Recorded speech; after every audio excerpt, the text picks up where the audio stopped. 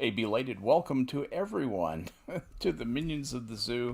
I'm your keeper this evening, Skep, talking with me. I have my prime minion, Prospero. How you doing, Prospero? I am on the sunny side of the dirt. So You're on the there, sunny side of the dirt, so that's a positive. yes, I'm well, thank you. How are you? Oh, uh, on the sunny side of the dirt also, but it's been it's been an interesting time around here. Just a lot of logistical things. Back to school. When you're talking about one, two, three, I have to count my grandkids on my fingers. One, two, three, four, five. Five back to schools. Uh, you know, and I don't know. Anyway, it's just a lot of running around. And that's why the stream is late tonight, everyone, and I'm very sorry about that. But that's the way of it. That notwithstanding, we have deep things to talk about. Uh-uh. And well, one of the things that hey, Mash, hi Badger.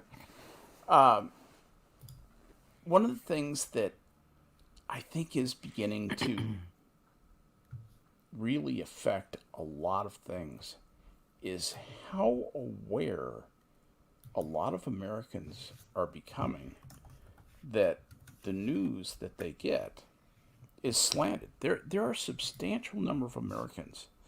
They're not everybody thinks like somebody who's a member of Minions of the Zoo, who's very social media aware and knows the political cross currents right now.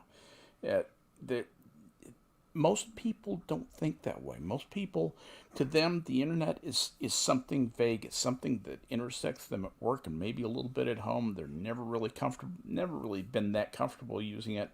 And then not everybody is as much of a technophile as we are. Uh, we like to stay plugged in. We like to, keep up on the latest and greatest events, most interesting things that are going on practically every level. One of the great things about this show and this conversation is that we get to sit around and talk about whatever the hell we want to, and I love that. But what I think this is me looking for big changes, big society altering trends, and one of the differences, I got to thinking about this when I was looking at pictures of people who were the earliest born to ever have their picture taken. That's fun. That's a fun Google game to play with yourself. It turns out that it was a guy who was born in, I think, 1745, and he had his picture taken when he was 99 in the mid 1800s. And anyway, so I got to thinking about that, and I thought this kind of a search wouldn't have been possible 20 years ago, maybe not even 10 years ago. Not really the way I was doing it. And the we have introduced an entire world to this level of technology, and when you slam two big things, world plus amazing, life-changing technology, uh, huge societal changes, things that change absolutely your way of life, your literal way of life. And I think some of the changes that we're going to see are things like people are going to drive less. People are going to drive a lot less. People are going to fly less. I think that the after effect, it doesn't have anything to do with COVID as much as it has to do with the fact that people would rather sit at home in front of a screen and interact with their coworkers than they would get in their car, fight traffic, get to work all frazzled, drink bad coffee in a place they hate that's probably toxic. They'd rather be at home. That is just, I think that's too much of a draw. I think the management solution to that is going to be large swathes of tolerance for working at home, and that is going to cut a lot of things like fuel consumption. The other thing is the emphasis on, well, anyway, how I do go on. I'm just going on and I'm prattling on with all the things I've been thinking about, among other things, while I was driving children around. And You just described Fahrenheit 451. yeah, it's It's can not produce encourage. that. It doesn't encourage. I It don't can find it improve. It can encouraging. produce that, can it? Yeah, I don't find it encouraging. I it's unfortunately, I guess I am the cloud to the silver lining. Um, That's why you're here. I just don't. I think there is a great deal of unnatural behavior that we are seeing exhibited based on people living through parasocial relationships. That was a very good analogy. Yes, cloud to the sun. Yes. Um. Well, that's because I live amongst a bunch of older people, and I Yeah. find that many of them, they cannot have a silver lining without a cloud. They borrow trouble constantly, Oh yeah. and I can be prone to that as I'm being now. But this notion that everything is done remotely while you sit in the comfort of your home Mm-hmm. um, What's it got? engenders abnormal psychological response in a large number of people. We saw it exacerbate and Sure. accelerate during COVID. Absolutely. Um, It's going to and take some getting used to. That they got slapped with that with absolutely no preparation. well, no, You're the staying at parrot. home now. Well, what I'm also saying is coupled to it was a feature, not a bug, Yeah. behavior in social media spheres in the parasocial phenomenon. Um, Mm. Far more people are disappearing up their own asses than they used to Yeah. because they weren't permitted to. And they have Oh, given I see what you're themselves saying. Yeah. permission um, at home in their PJs, um, ostensibly working, to be rude, to be aggressively unpleasant for very little cause, to be constantly vigilant for offense, Mm-hmm. to Right. to be taken. They're just angry. They're isolated. That's part of their problem. Parasocial relationships do not replace social relationships. They can be real relationships. I am not saying that you cannot have pen the extension of the pen pal in that you can form friendships with people that you have never met face to face. Of course you can. We're living proof of that. The exception, though, I believe proves the rule. Mm-hmm. It Oh, spike things is in. far easier to be ugly to someone on Twitter Mm-hmm. because you're not face to face with them. Yes. But this constant being ugly Mm-hmm. is spilling over into normal society. I have a question about And that. exacerbate it with fear like we did with COVID. I have a question for you about that specifically. Mm-hmm. If you want to finish your point, No, go I'm just ahead. saying, and then we see it exacerbated through fear with COVID, and Yes. people are infinitely. I just cannot believe the exponent That was kind of what I was going to ask. Is by how which much of that people was fear? became so much ruder. Mm-hmm. Um, But that's a fear reaction as much as anything, don't you think? well, yes, it is, but once one removes most of the cause for fear, why is the rudeness being perpetuated? The Well, let's see. because That's a really good question. they've Let's become accustomed to it, and they now we'll feel stipulate that it is entitled. that it is that it is that there is a change in the amount of rudeness that was the result of COVID, which I'm certainly prepared to stipulate and further stipulate that it has remained even while we've largely returned to normal. Is it Psychologically, weirder? did we return to normal? That's what I'm saying. I'm not Yeah. sure. Yeah, I I don't don't think think the we public did. did. I No. don't think we did. And the ways that I think we have changed are we don't listen to the other side even more than we used to not listen to the other side. Oh, correct. We won't even entertain the notion. And you have people on the left, and this is starting to happen on the right too, who are calling for the censorship of just any alternative point of view, Yes. saying that it's racist, it's this, it's that, and on the right you hear it's communist, it's totalitarian, whatever, it's fascist, and the generally what it is people saying no, I want things to be a different way. Wah. Well, That's what I yes, see because over and over again. The fear response to COVID was one particular thing. Adam, do you feel like we're being ignored?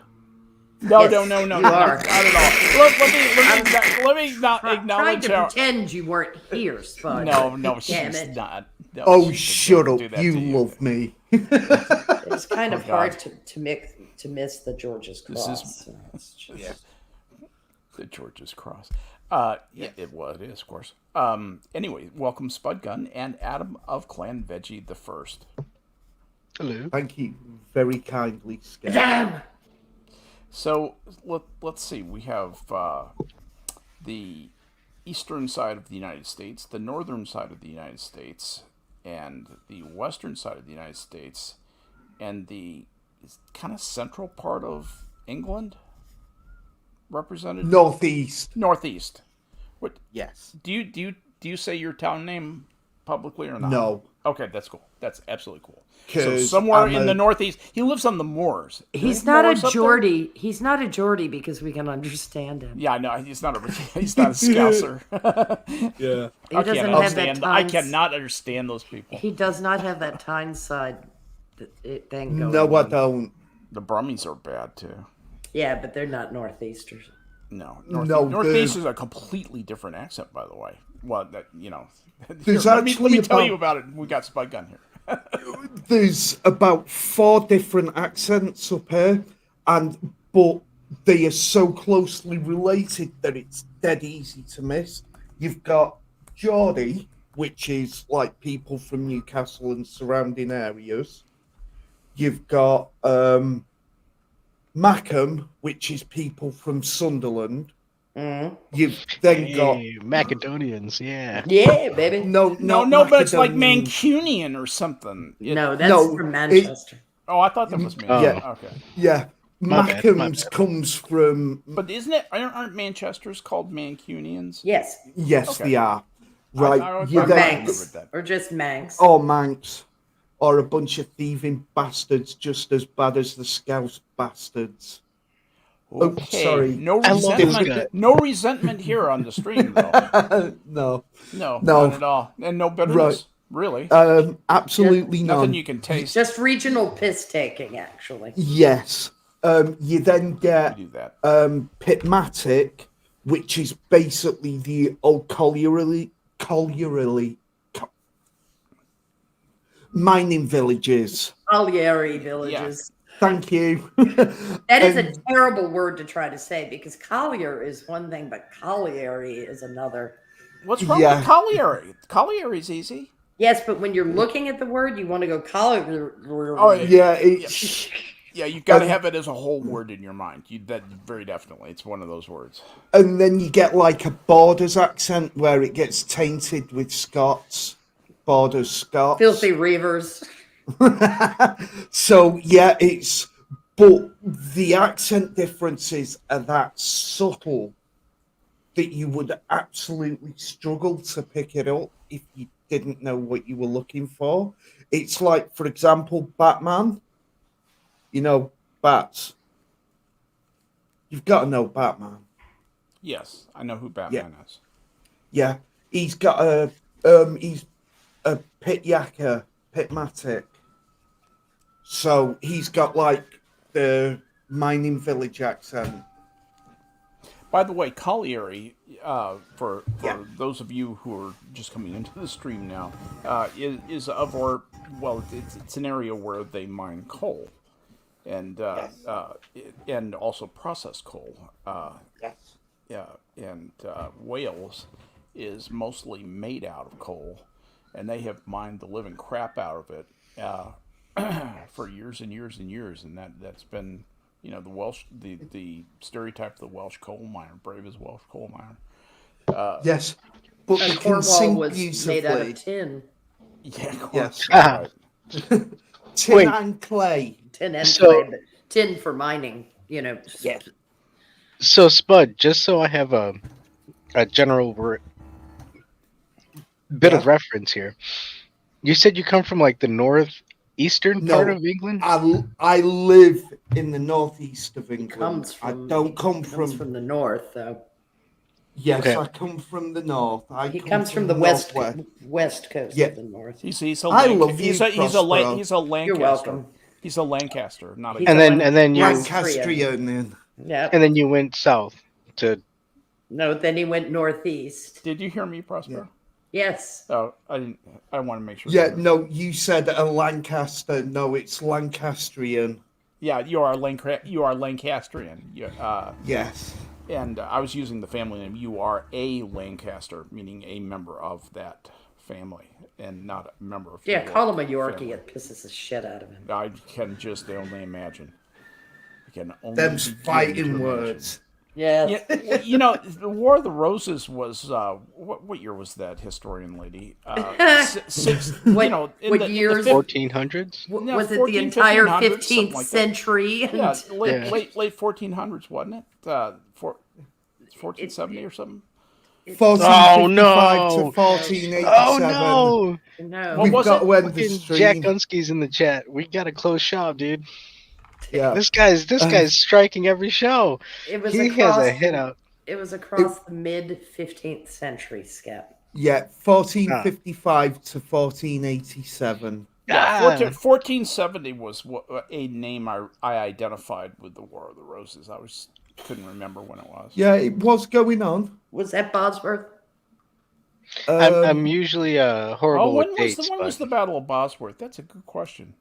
Oh, Battle of Bosworth. I'm gonna look that up. Battle of Bosworth. Battle of Bosworth Field. It was 22nd of August, 1485. 1485. Yeah, 1485. So I was just in junior high.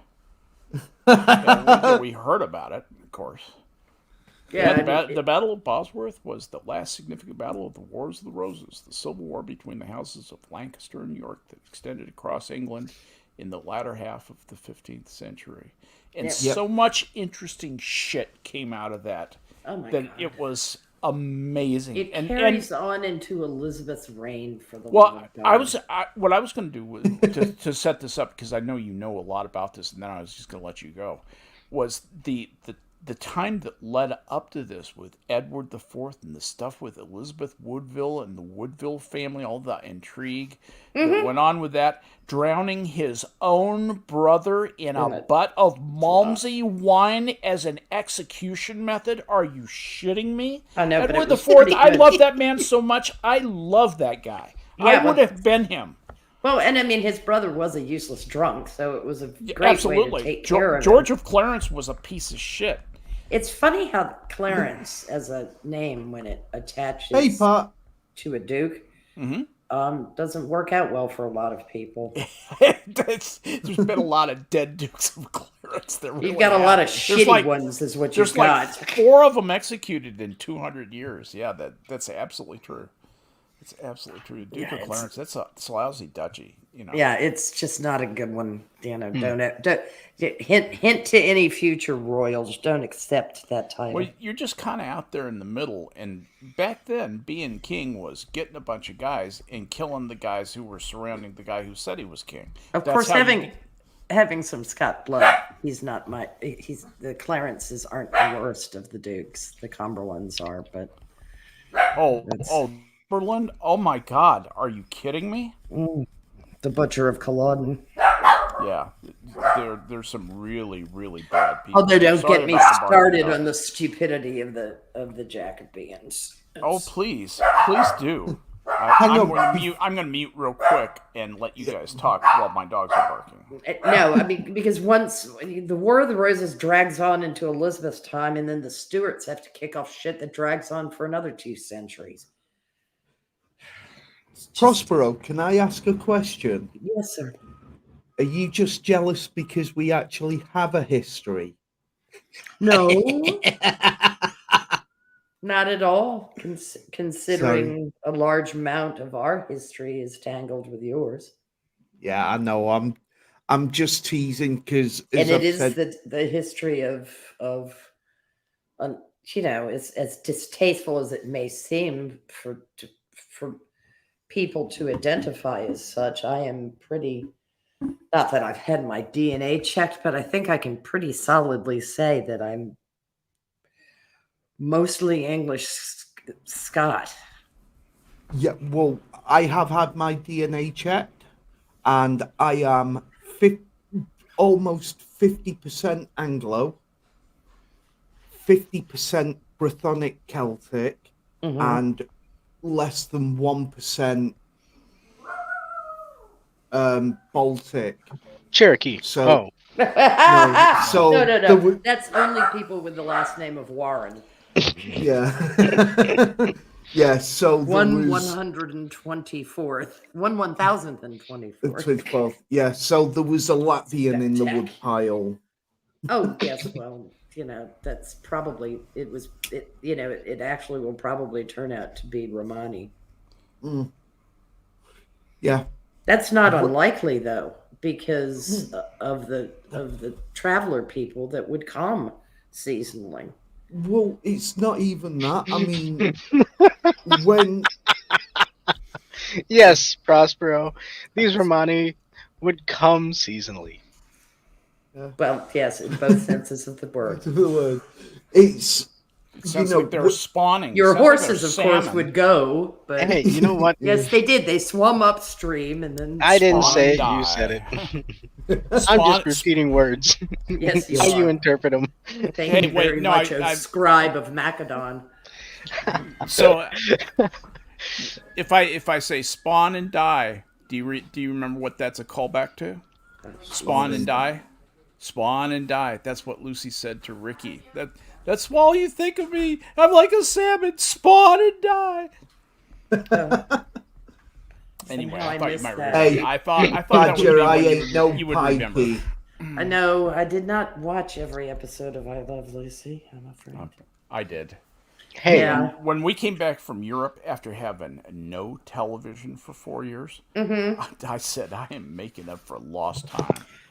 You know, poor Cree watched Hey, Bonanza in Pat. Italian. Oh, Jack's here. Jack Gunsky's here.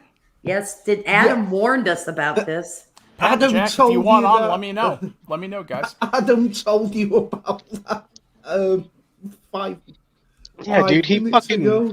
he showed up yesterday. We got like no more than like 8 minutes into the show, and all of a sudden he's like, "Hello," and it's like, dude, what the fuck? So I don't know. And today, look at what he's doing. His reign of terror continues. Yeah, but we love Jack. He's all right. Is Jack? Yeah. Well, he's better than most of the arseholes. Adam, you're terrible. Nah, Jack's a cool guy. I know. Even if he is a New Englander. It's funny. I actually thought of Jack today for an oddball reason. I was thinking about doing the show tonight, and I was thinking about the people who usually show up. I was just kind of going through them all in my mind. And as I was doing this, what was it? Oh yeah, something came up on my play. I was listening to music. Something came up on one of my playlists, and it was Peggy Seeger singing the Engineer song. And I thought Jack should sing the Engineer song. If you know anything about folk music and Peggy Seeger, that would be a fun song for Jack to learn to sing. It's very long though. It's got about 4,000 words in it. I'm not that's not really an exaggeration. It's got a lot of words in it. It's basically tells a story. But anyway, engineers are a different breed. Yes, there. Engineers just people don't realize how different engineers are from one another because of the profound thing that engineers have in common. And that is a love to analyze, build, to figure out stuff, to figure out problems, just solving problems. They tend to be very bright, quantitatively very bright people who can be as different as day and night, except for that love for engineering. I've known a lot of engineers. I had the privilege of knowing a lot of engineers. I have a lot of respect for engineers. That's not sociology. That there's no bullshit in that. You don't pad a paper when you're using differential equations. If you're building a bridge, class participation doesn't count. Okay. No. That's kind of what I love about engineering is there's usually a quantifiable right answer to things. That's why I hate social sciences trying to be like that, to pretend they're STEM. that way. Yes. Well, they're trying to marginalize STEM, and they're invading it and they're eroding it from within because I don't want planes to fall out of the sky. I prefer buildings to stay up. Bridges continue to operate, and dikes to work. Well, I didn't know lesbians stop levies to work. We'll put it that way. Yeah. And oh, for the love of Christ! I mean, hey, look, children. If you open the door, I am going to walk through it. I understand. Have we not? Just cannot stand the destruction of my language. By hold on. It's by not one of the destruction. owners of the language. By one of the owners of the language. I know. That's the thing that infuriates me. It's just. Hey, we're not destroying it. We're offering a different view. Okay. Well, yes. The interpretive dance version of English. No. Yes, exactly. The problem is with social sciences, it never sticks in its own lane. Mm-mm. No, but you know what? Those dikes need to work those bridges. Hallelujah. Well, can I just point out? What if I say where's? I don't know.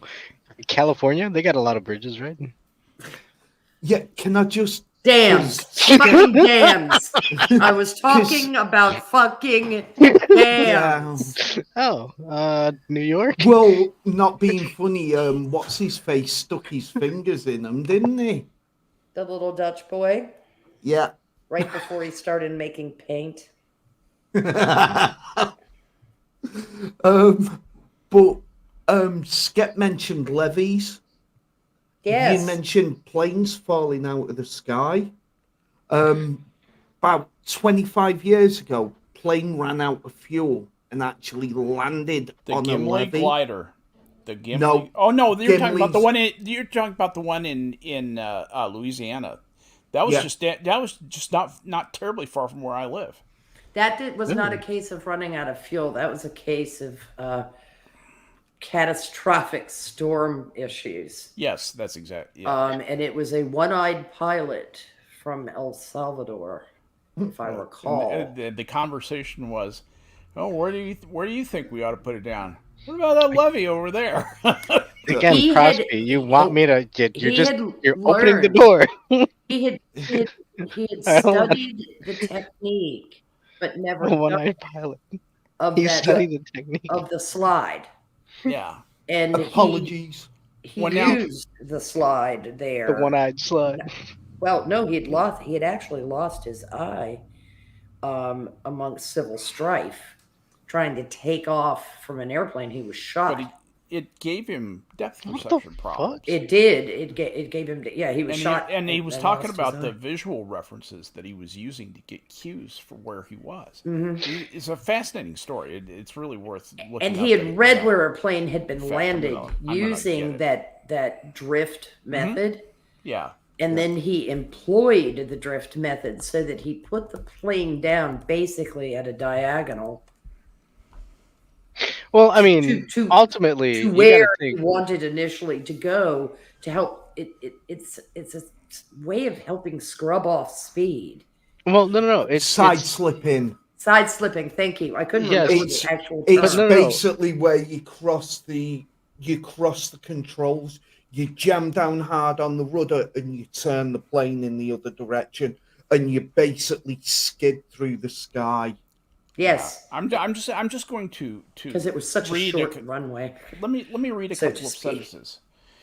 Yeah. So as the aircraft was descending through 16,500 feet, 5,000 meters, both turbofan engines, 2 out of 2, experienced a flameout, which resulted in the loss of all generated electrical power, leaving the jet gliding powerlessly with neither engine producing thrust or electrical power. Both engines' thrust levers were set at their flight idle power state in preparation for landing just before the flameout occurred. So the APU was started as the plane descended so they could control the freaking thing, so they could get their hydraulics back. Then they tried to windmill restart the engines. No go. Remember, they're descending from 16,000 feet, And then at this point, realizing that reigniting both damaged, malfunctioning engines was not going to happen, the pilots scouted the area and contemplated their options for a crash landing on the swampy wetland, as no runway was reachable with the remaining altitude and airspeed. As the aircraft descended through the lower layer of storm clouds, the pilots initially decided to ditch in the Gulf Intercoastal Waterway with the flaps and gear retracted. So he lined up with the canal. He was going to go into the canal in an industrial area east of the airport and stretch the glide hard as far as he could, try and have it glide the longest possible without stalling. And this other guy, the first officer Lopez, was working as hard as the pilot was, and they had this thing rigged for a water landing. They were ready to ditch, and Lopez, the first officer, spots the grass levee to the right of the canal. It says, "Hey, turn right." And Dardano agreed, the pilot agreed, and he used side slip to reduce airspeed. So it's like a stem Christie if you're a skier, kind of that side slipping thing to reduce the speed, so he could get to the right altitude and have the right glide slope to make a decent landing on this narrow grass levee, and he successfully carried out the emergency landing. It's just was a brilliant thing, really. It's just it was TACA Flight 110. Flight 110. Thank you. He's just a remarkable man. Yeah, I mean, and not being funny, I mean, but the absolute balls to try it. Oh, yeah. God, yes. Kidding. I mean, we're talking testicles that are delivered in a wheelbarrow. Yeah, you wonder how you got to get them back in the air. That was, and it did remind me of the story of the Gimli glider, which was, of course, was the Air Canada 737 that they loaded it with pounds of fuel instead of kilograms of fuel, and so they only got about 3/8 as much fuel as they thought they had, and they basically were at 30,000 feet and completely ran out of fuel. It would completely surprise both pilots, and they did a dead stick landing from 30,000 feet. Yep. True story. And there was an abandoned landing strip that was being used as a drag strip in Gimli, Canada. GIM, just like Gimli the Dwarf, GIMLI, Gimli, Canada. And the story of the landing is just absolutely harrowing. And they pulled it off, did a perfect touchdown land. The plane wasn't even damaged, really. Yes, it was. The nose wheel collapsed. Yeah, the nose, but compared to a full-scale crash, it was in much better shape than most planes that have been in a full-scale crash. Oh, and it was again, and that was one. It went back into service. Yeah, it did. And they heard. Basically, it was somebody. Basically, Air Canada at the time had just swapped from using pounds to kilos. Mm-hmm. Right. and They it didn't was have a procedure in place to verify whether or not they were what the units were in. yeah, and there was, if memory serves, there was a broken fuel gauge. Well, yeah, and they were using a contractor to deliver the fuel. That was another thing. It was a contractor who wasn't their regular fuel delivery guy. It was one of the they always have substitutes, and this was their not their regular guy. So there Yeah, were just everything combined to gang up on these poor two pilots. But anyway, it's yeah. just kind of an interesting story. No, it is. It's one of those amazing pieces of airmanship where you just go, wow. Yeah, that was absolutely phenomenal.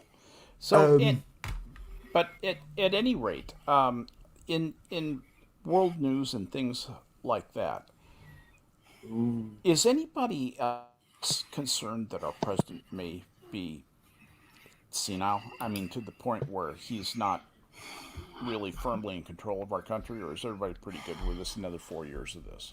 Are Because he's you really asking going. this now? Yeah, he's really going to run. He's going to run, and he thinks he's fabulous. He thinks everything's fine. can I And just say, for comedy value, I want him to run again, because if he gets voted in again, fuck you deserve everything you get. China is going to be up against some of the toughest economic times in its history in about the next 4 or 5 years. Yep. It's going to put enormous pressure on that country. We better have somebody who can formulate a robust foreign policy and stick to it. But we're going to exacerbate their economic hard times. Yeah. Don't you think? Yeah, pretty. That is going to be possibly. And if they get sick, we get sick. You're Yeah, the tired of straw me that saying breaks their camel's back, and the camel lands on us.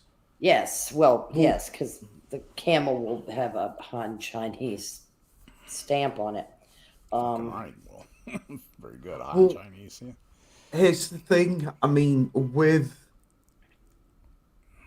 what's happened, where China's currently the world's manufacturing plant, they're actually being superseded by Yes, I was going to say less and less Malaysia and Mexico. Malaysia, because in Indonesia too. Yeah, because the middle classes have gotten so rich. Yep. And so they're starting to buy things in the Philippines. How about that? Exactly. Who knew? Yep. They're starting to have suburbs in the Philippines. In some of those places. I mean, just it's starting to look like the United States. We're going to destroy ours while they're growing theirs. Well, I mean, I don't don't have an issue with the Philippines thriving. I'm so glad you said that. I've been wanting to ask you about this. Do you think we're dying a slow death like England? I'm curious to know your thoughts about that. Seriously. Are we going to do what they do? Is it going to be slower, faster? Is it going to be the same? I think it's likely to be slower because what's going on in continental Europe is likely to have a greater impact on England initially and permanently than on us. But then again, we're trying to emulate that. Yeah. The Atlantic's gotten smaller. I just mean our border is as porous as EU's right now, but but the nature of the problem is different. You're getting 6,000 or 7,000 what they call border interactions. Those are people crossing into Texas. 6,000 or 7,000 people, wait for it, a day. Yes. Day. We are getting overwhelmed. We cannot ship these guys out fast enough, and we're shipping them to New York and Chicago. And everywhere else. Yep. Well, they asked for them. They're no longer asking for them, but they did initially. Sharing our bounty. Boston needs some too. And face tattoos? Hello, New York. Yeah. Not all of us voted for that, so just letting you Yeah. know. Hey, look, Texas didn't vote for it at all. Yeah, not at all. Well, In fact, Texas actively votes against it. it left to our own devices, we would use our own National Guard forces and Texas Rangers to go down. We could restore order. Believe me, we can stop that in an instant. Mm-hmm. We can stop that instantly, anytime we want to. The problem is, oh, somebody who is at the chain end of a zillion irresponsible acts by a lot of different people, somebody in that position might die, even though they've done everything they can do to put themselves in a dangerous position, and they might die. So we can't protect our country. Fuck you. I am so done with that. We really have to do something about the border. I'm not, not have a heart or anything like that. But we can't let people just come into the country, and that's what As we're I doing. as I That's what was the Biden saying on administration. Pat's stream earlier, Uh-huh. with the UK specifically, the traffickers are basically only filling up these dinghies with the fuel to get to the middle of the channel because they know they're going to get picked up. Jesus Christ. Hey, can I give my quick hot take as to You go why? for it, brother. All We right. can't wait. So, Is this your hot and take? well, and hold on, and because I'm brown, I think I get a little bit of leeway. But I think the reason why you're seeing the mayors of Chicago and New York starting to complain about the influx of immigrants Mm-hmm. is because you're no longer able to hide behind, oh, we're trying to save women and children and families. They just want a better life to live. All of these Because guys you're are seeing it single males. They're single exactly. males in their 20s. They're single And males in their then even 20s. look in Italy at that island that just got influxed with a whole bunch of Lampedusa. different people. That was an Look, invasion. That wasn't you're an they immigration move. they can no longer, dude. O'Hare Airport is flooded with people just swamped in there. You can't hide it anymore. So that's why now they're saying, yeah, even though we said we're sanctuary cities before, no longer now because the people are seeing it. Like, yeah, they don't want it. But that's what I mean. Be careful what you Did wish for it. You no, might no, get no. it. Did they vote for it? And again, I'm on the vote that, dude, our elections have been fucked for a long time. So I'm on that boat. So you can sit there and, oh, conspiracy. No, I think that's why I say, did they really vote for it? Did it even count? I mean, a lot of these places. This is why these people are like, wait, no. I would agree. A lot of them would Well, just say, yeah, I'm voting down the line Adam, Democrat. you But couldn't possibly be insinuating that Cook County has ever had irregularities in their elections. no, are you There- kidding me? Let me do my Mayor Daley imitation. There is no corruption in the great city of Chicago. Ah, not at the Emerald There's City. there Get is out no of here. corruption in this city. These Yeah. people Look, are honest. So Shit this is- goes this back is to what- 1960 for the love of God. But this is, well, And it come on, predates even that, before. actually. Well, yeah, Yes, let's I was going. That was let's their say- finest hour, but Yeah, let's say- that was the zenith. a healthy question, or not question, but a healthy inquiry into it would be like the 30s during Prohibition. mm-hmm. I would say a lot of this shit You started think? happening. Of course. I it mean, did. Of if course it not- did. And if when not after the Civil War directly, and look, I mean, what better way to smooth out relations with the mob than to get them to help you get the right guys elected? yeah. And hey, look, this is the thing. You can either acknowledge that or not. The point being is, this is where we're at. These people cannot hide it anymore. So the regular folk are saying no more, and now they're protesting. Good, let them protest. Let them go out there and say no more. Because it's just like, holy shit, I'm glad it took to this point.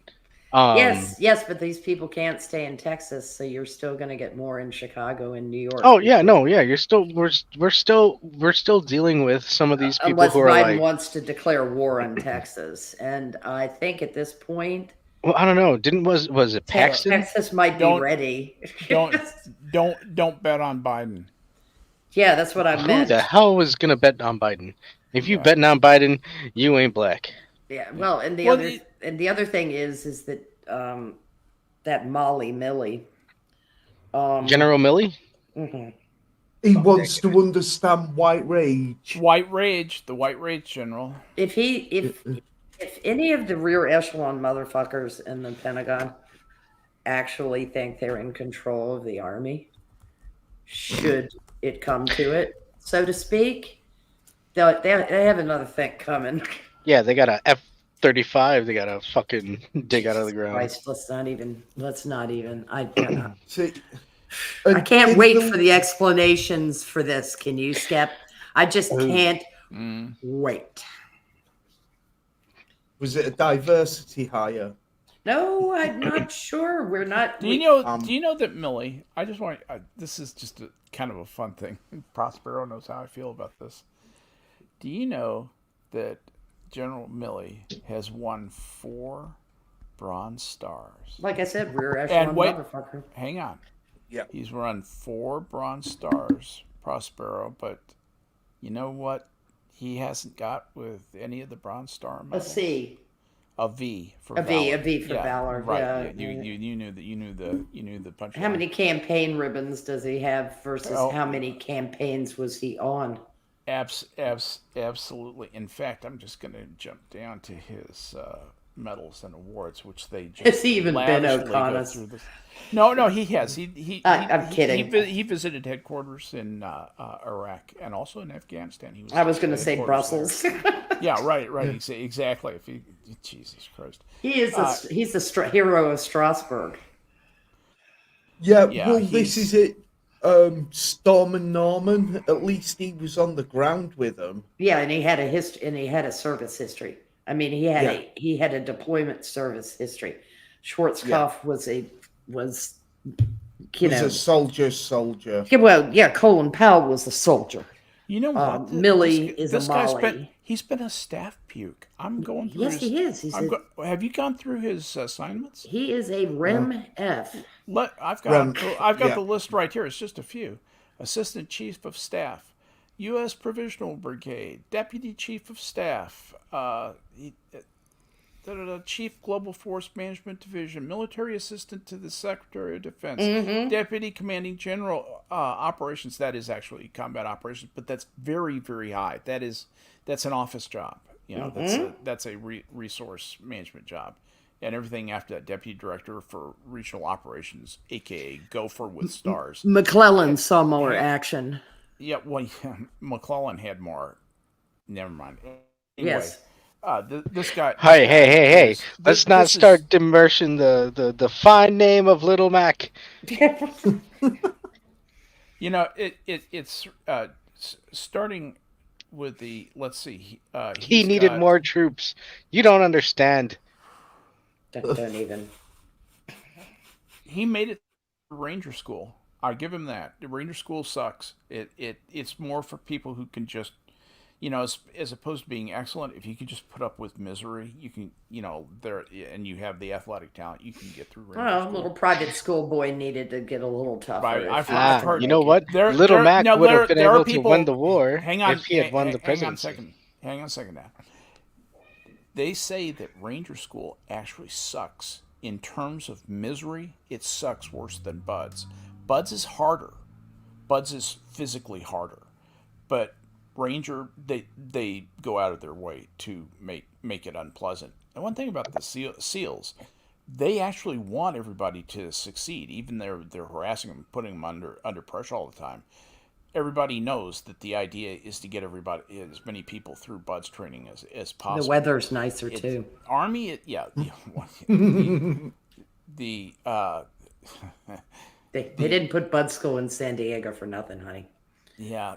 Do you know one of the reasons it's there? Because of the flesh-eating bacteria in the sand. It makes it harder. It makes you a harder person to have to deal with that and deal with the pain of your feet being degraded. When those guys are running through the surf, you might want to think about that. They do that on purpose on that beach. So and they know absolutely these guys are going to be made miserable by the fucking bacteria, and that's part of Bud's lore. The flesh eating bacteria, they're just, those guys just get torn up in that school.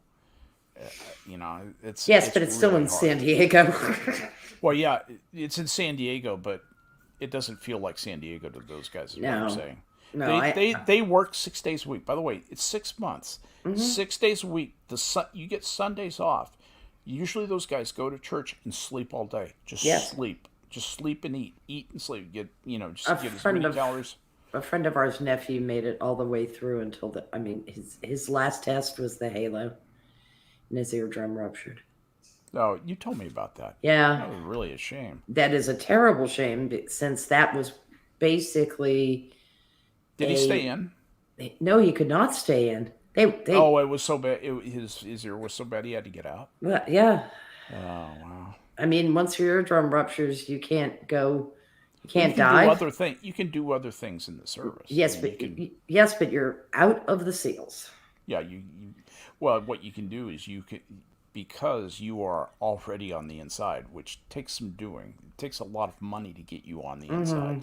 You're on the inside. You'll be a staff guy, support doing SEAL. Not at Bud's though. Maybe not. No. I'm talking about his service career after Bud's. After he was NPQ'd, not physically qualified at Buzz.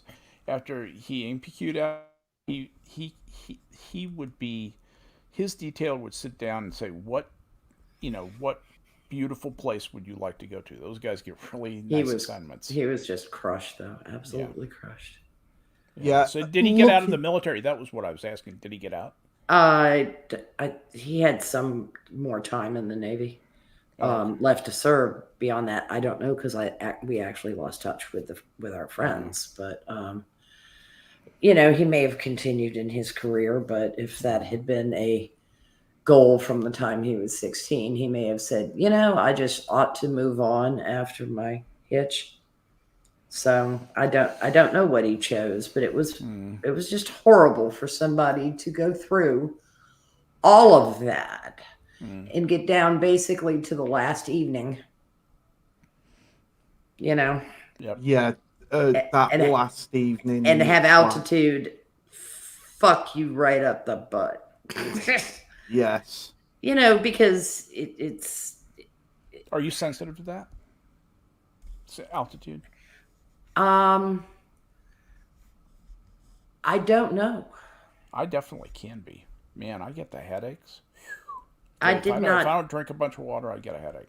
I don't remember when I was younger, much younger. I was at Kings Canyon.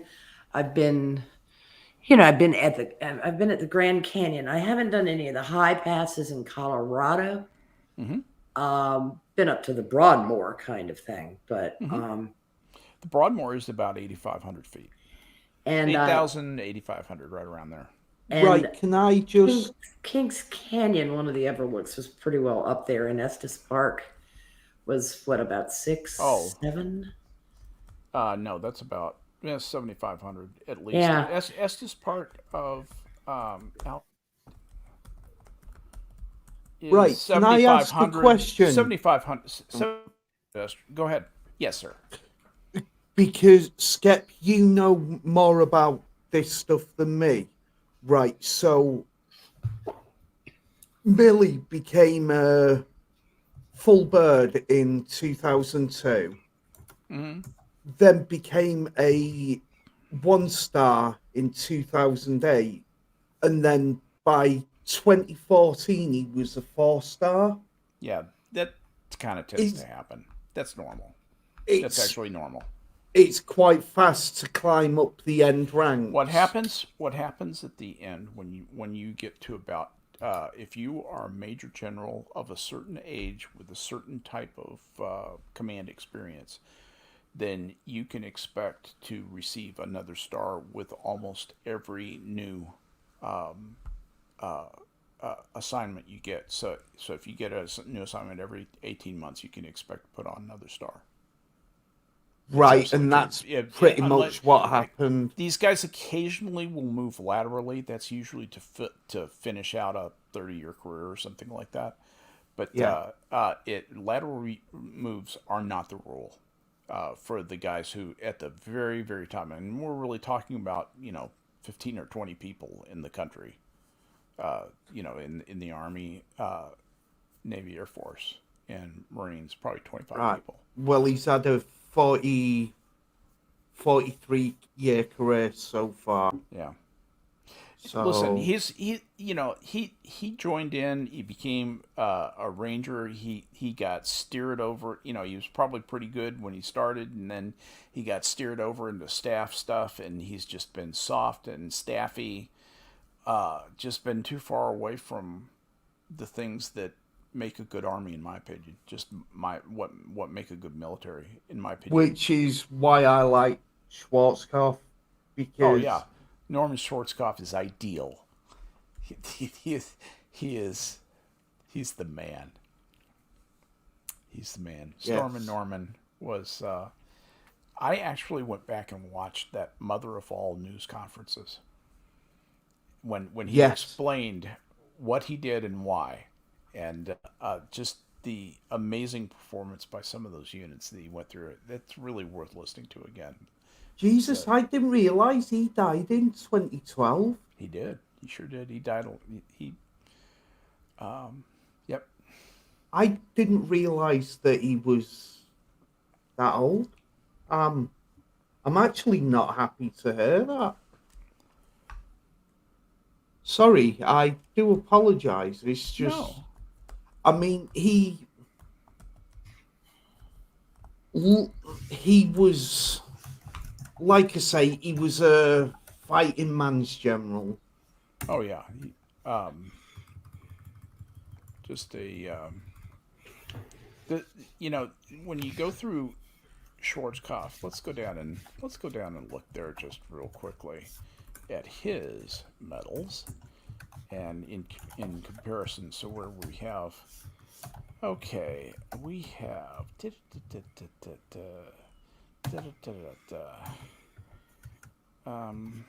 Right, I'm on his page. He's got the Defense Distinguished Service Medal. Okay. Army Distinguished. But you notice that the Bronze Service Medal has Valor Device, and the Valor Device has 2 oak leaf clusters, so he's won the V 3 times. Which is 3 fucking times. Yeah. He was not seen by a colonel, or he would have the Navy Cross, probably. Anyway. Yeah. You're talking about Schwarzkopf? Yes. Yeah. God yeah. damn it. Yeah. But listen to this. He won the Silver Star with 2 oak leaf clusters. Now the Silver Star. If you win the Silver Star, it's only with Valor. There's no V device. The Silver Star with 2 oak leaf clusters. Are you kidding me? Yes. Are you joking? And of course he's got the Defense Distinguished Service Medal. What's that? The second highest peacetime. After the Presidential Medal. That's Purple Heart, of course, with oak leaf cluster. He's been wounded twice. Of course he has. Purple Heart conspicuously missing from Millie. Yeah. Yeah, he didn't even have the wherewithal to stub his toe on his yes, exactly. 4 times. Millie has no unit awards. Millie only has 4. I had one. I was privileged to be part of a unit that received a meritorious unit citation, and I was proud as hell of that. I wore that ribbon so proudly. We worked our asses off. Yeah. Just having a look here, and Storm and Norman got the Vietnam Service Medal with 4 bronze campaign stars. Yeah, he lived over there. Basically, you get the service medal, the initial for each tour. Yeah. By the way, that Vietnam service, yes, exactly, with 4 bronze campaign stars, that means that he spent 10 years in Vietnam. Mm-hmm. 5 Jesus times 2, Christ. just so you know. Yeah. That's Yeah. And by the way, that's when he was getting the silver stars. So he was probably in the shizzle. Yes, he was he's- leading a bunch of scared guys into the jungle and killing bad guys. Yeah, he was not there in the early no. days. He was there in the hot days. Yeah, exactly. basically 64 to 74. Yeah. that would Yeah. that would have been just before, just as He also America was winding up for it. Then Winding up and winding down. He would Millie have been does not there have a all- BK. Millie does not have a BKE. what's the BKE? British Knight Commander. The British honor some foreign people by giving them an honorary Knight Commander, and they gave that to Schwarzkopf. Yeah, British Knight because of the Commander. joint. Is the most honorable order of the Bath. It's because of the joint campaign on Should I say the Bath? Gulf War, Is that too posh? first Gulf War. No, you can tell how posh somebody is by how they say Bath. If they say Bath, They're from the they're also from the south. yeah, and if they say Bath like me, They're from the north. common. Well, it's like Eddie Izzard used to do the I know. routine about whether someone was a bastard or a bastard. Spud. Bastard. Spud, say the name of the first month of the year. January. That's excellent. January. Yeah. How many syllables? Jibble. Now say the second month for me, please. February. Thank you for. All right, now please Thank walk you us for through having the the- line. That syllable is definitely missing. But thank you for having the R in it twice, actually. February, Yeah, February. as opposed to February, which is a common American pronunciation. Is yeah, because it's actually February. Yeah. But the way you say it again. February. Yeah, the way February. he does, he's got that northern contraction that they January, February. They shrink January, all the words. February. And the March. A is not broad like it is in the South, Yeah, you're right. or the Oxbridge. You've not got the extension. There's the the Oxbridge. there's The the Oxbridge. stop. The Oxbridge. now- Adam. Sir. Say Chicago. Go ahead and say it. Just say the city's name. Chicago. No, come on, say it normally. Okay, I'm sorry.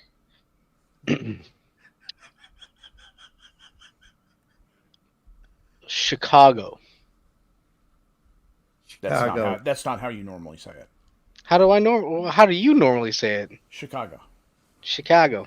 Yeah, that's Yes. it. That's how. Ah, normally say okay. it. That's how Oh, you got normally me. say it.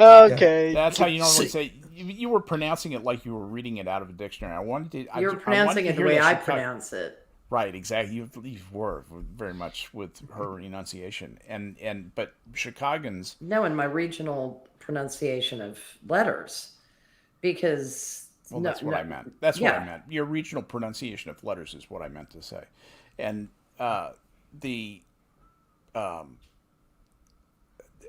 you say it the way that I say it, and kind of mush it together. Chicago. You know, Chicago. Where are you from? It's- Chicago. It's like Toronto. Toronto. Yeah. If you speak to somebody who's from Toronto, they call it Toronto. They miss out like you're right. the You're middle bit. I've heard that. And it just like the wine Toronto's. Oh, it's I was having fun with Donkey on how to pronounce some words because he's all over the place with that shit. Mm-hmm. He's got a funny accent. Ontario has some peculiarities of pronunciation. Yeah, but then he still has like His own. he understands Quebecian shit. It's like We don't know that he's from Ontario. He could be from Quebec. I don't know where he's a fucking alien as far as I'm concerned. Oh yeah, he's definitely Well, Donkey's an alien. we for understand real. he's not This of this motherfucker's earth. not real. Yeah, that's right. He's an AI. You know. Oh God, have you seen Donkey the bot. mashup of that motherfucker's not real and the I'm a social influencer? No. Have you got the Oh link my for that? God, there Have is you got the link for that? the for the A link for meme? that? Yeah. Oh, good, no, it's on my what- iPad. That's okay. Just describe it again. It's a mashup of the chick in the sweater dress Yeah. doing the I'm a social influencer business, and the poor girl having the psychotic episode saying that motherfucker's not real. And she's pointing, and the other one's saying, "I'm a social influencer, scrub." Right. And it's just the See it. perfect mashup. Yeah, my God. I thought I stuck it on our Discord. People are You losing may it on have. airplanes. I have not. I still haven't been allowed into the Discord. No, you're in Discord. I sent you the link on Discord. Yeah, what I mean is, basically, I can only see the rules for the zoo mods and the drinking game. You sure did. That's it. Yeah. Because isn't there anything else? What do you mean? There's other rooms, is what he's Other asking. rooms? Yeah.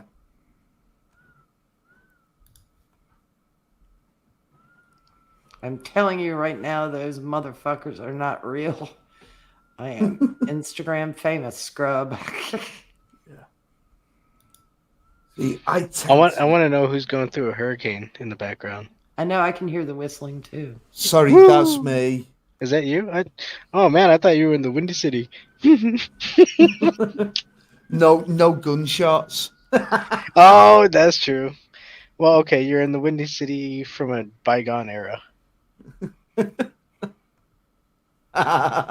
Skep's trying to bring up the meme. There we go. Yeah, we There it got is. it.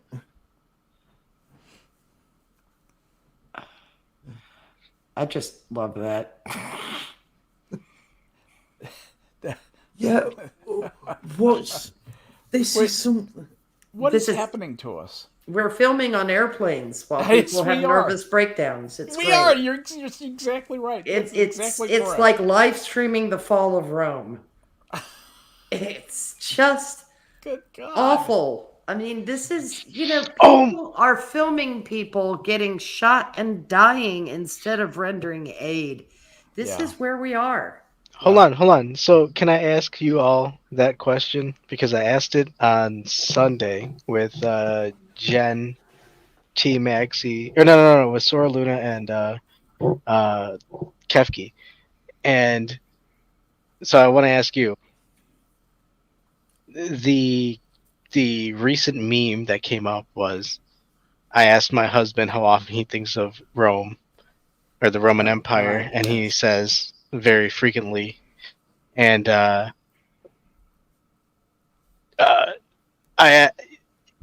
people are like surprised as, oh yeah, guys are constantly thinking about it. But for me, I was looking at it like, well, what do you mean in terms of thinking about Rome? Because for me, there's instances where it's just, I'm walking to my car, but the way I'm walking, I'm like, haha, I'm like Legueros. And it's like fucking, because I'm holding my arm one way and I'm swaying it the other one. And it's like, it's just a weird thing.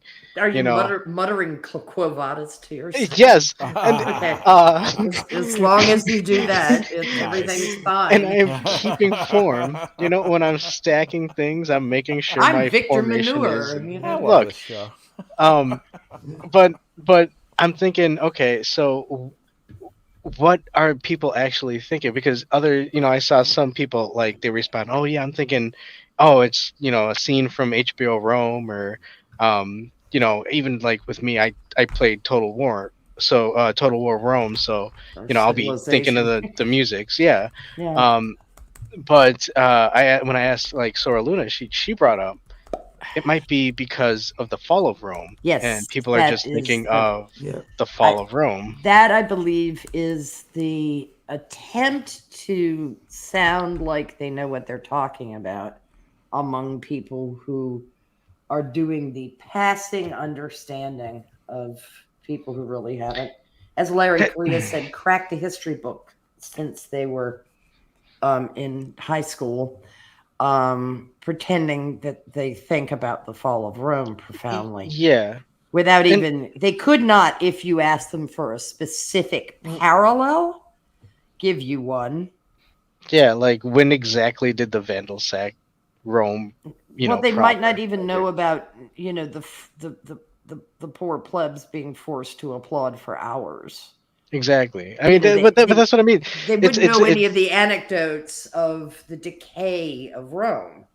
and what came before it, and that's what I mean. Like it's a I doubt cookie they even know cutter. Hannibal is. So. Well, I think they think Hannibal rode into Rome with elephants I'm on pretty sure they elephant, do. Yeah, rather than most of them starving, freezing to death in the Alps and starving. or even being I attacked mean, can by I just make a Gallic They point troops. also wouldn't know here? that he was a slave in Rome. Yeah. What were we saying, Spud? I'm sorry. What do you want to know? No, And I they all was. spoke British. I'm sorry, Yeah, had British accents. I mean, that was an absolute baller move of Hannibal, though. I Well, mean, yeah, nobody expected him to take the Ephelumps through the Alps. I know Heffalumps and Woozles through the Alps. That would have well, the been Woozles didn't wonderful. make it. I know the Yeah. Heffalumps didn't either. No, Um, most of them didn't. it was a Balzer move. It also indicated he understood very little about climatology, but it it still. He was a GED guy. I Yeah, he remember was that. obviously. Not No, bad no, no. for a He G. missed the He date was on alpine geography and temperatures. I'm gonna ask them. I'm gonna ask my country for this route. No, okay, this route. No, okay. Well, I'm gonna take this route. Well, That's Yes, how it was. What and Avenge hope my there's a father. microclimate that I can navigate. what congressman would you be surprised to Well, it know scared the shit out of the is Romans either way. is a high yeah. school dropout Uh, and has never gone to college and never completed high school? There is John Fetterman. a congressman like that. Like in today's climate, In today's Congress. Who is it? Do you know who it is? I think so. John Fetterman. No. Lauren Boebert. That's exactly right. Lauren Boebert. Good for you. It shows. God, she is trailer trash, isn't she? I'm I sorry, tell but you. that's the truth. Yeah, she is. She's fucking trailer trash, and Oh, But I she is. do want Susan Collins to go to work in a bikini. Yeah, can I I really just- do. can I just But- make a point here though? She may be absolute trash, and she may be absolutely useless as a job, but I still would. I'm sorry, but you just know she's gonna be mucky. Yeah, she's. I mean, Entertainment value, I guess, has gone up, but Spud, Mm. I see where you're going with that. But I still would argue, can she lead elephants over the Alps? she's the type that would try. Over the Alps? Now, She'd give it a go. yeah, you see what I'm saying? She's the type that would try thinking it was a new idea because she wouldn't know how it went the first My time. my argument is, right, Don't think she's trainable. she's not clever enough to know what she doesn't know. No, Oh, I would Good say God, in that you vein. just described most of Twitter. No, I would say X. in that vein, she would probably not understand that kind of correlation. Like Mhm.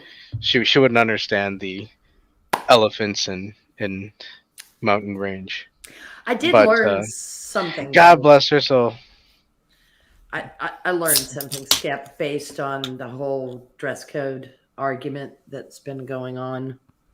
on Twitter. I know now exactly what the left thinks of average Americans. They made that abundantly clear in their defense of Fetterman. Do you think that they're just abjectly contemptuous of us? Because that's what I think. Oh, yes, and that's why maybe some people are thinking of Rome who know why. You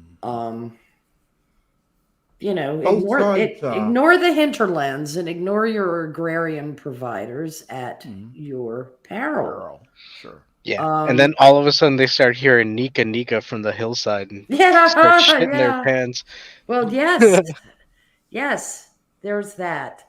There is that. Another group of individuals who are ignoring Rome. And they're doing it on I'm thinking about steroids. Rome. Proper Rome. Proper Rome. Let her finish. Let her finish. In a different way are large swaths of individuals in Joburg and elsewhere in the government, the current government of South Africa. Right. Because go ahead, repeat Mugabe's mistakes. Oh, Jesus God, don't do that. Please do. They already are. Well, that's they already are. And, you know, fucking Zimbabwe's just up the road anyway. And the starvation in a much more populous country like this is going to be much more profoundly felt than it was in a very well-populated country like Zimbabwe. But Zimbabwe was the sole net exporter. I know. On the continent of Africa, and that includes for years they had a positive balance of trade. Yep. Super-Saharan. That's called basket.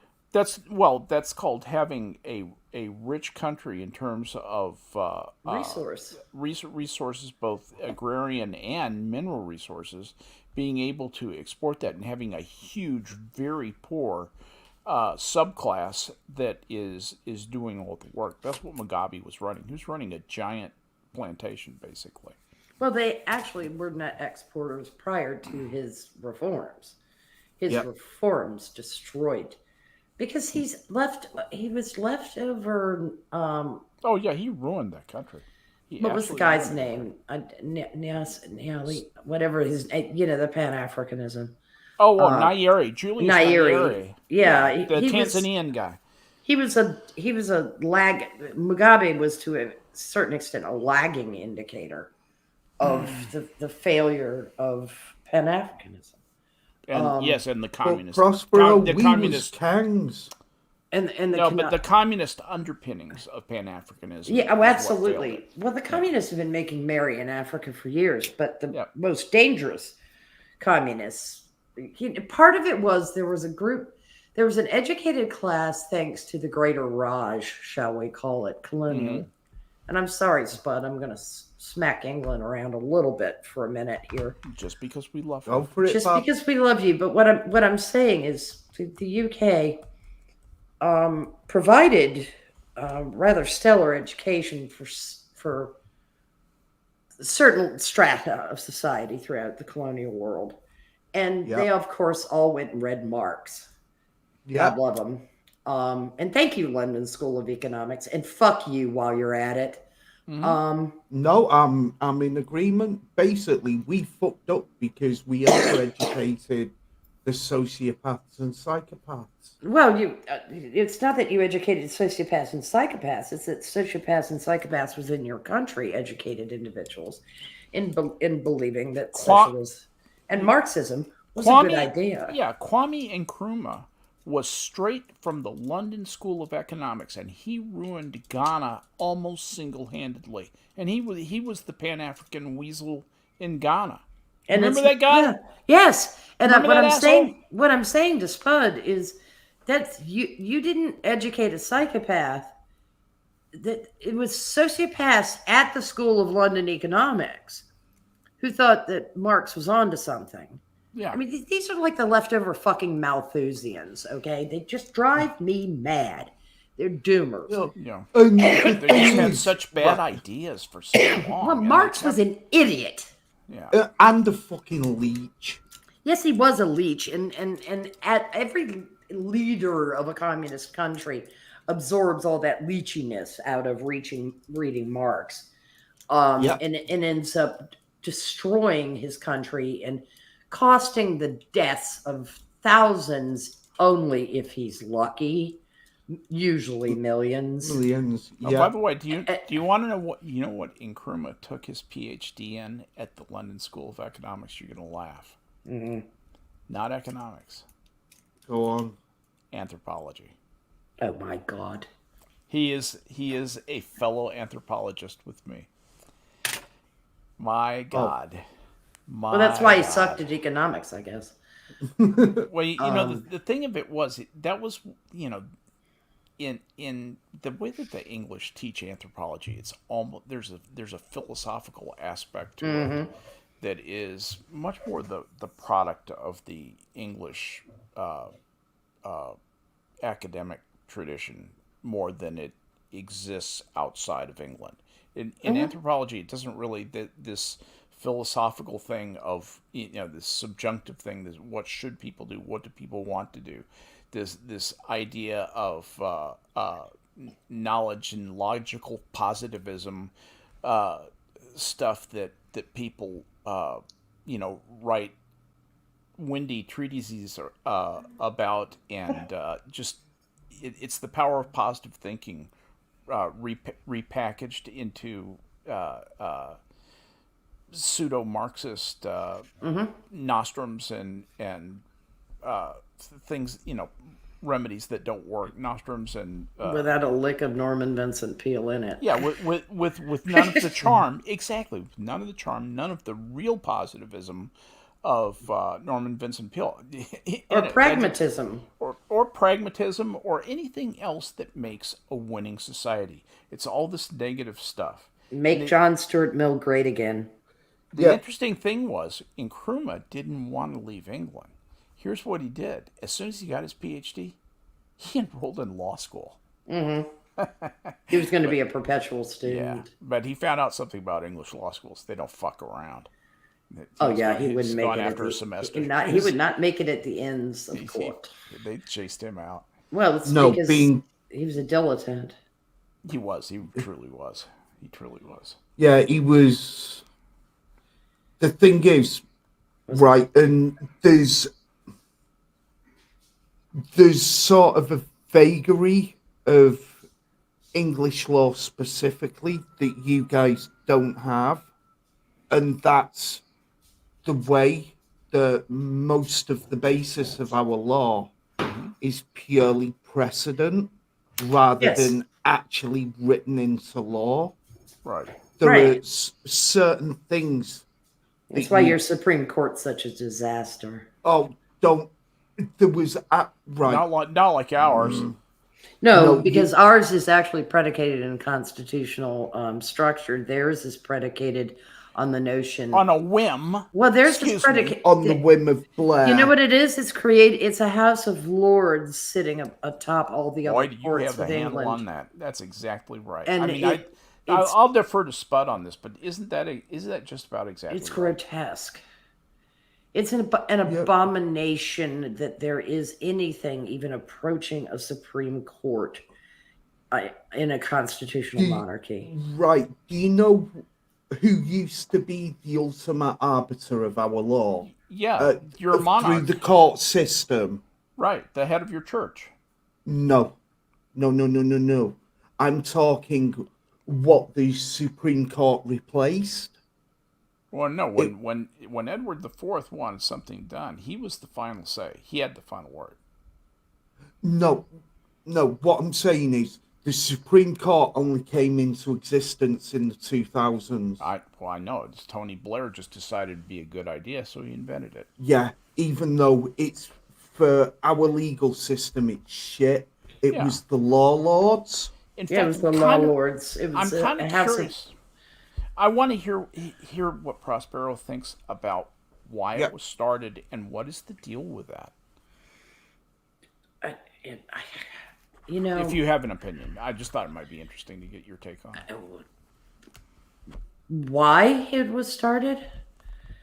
It's abrogate. It was abrogating the power of the House of Lords to a certain extent because it scuppered the law lords, and it created but it's extra constitutional. See, this is the problem, that unwritten constitution that is a constitution that the British have.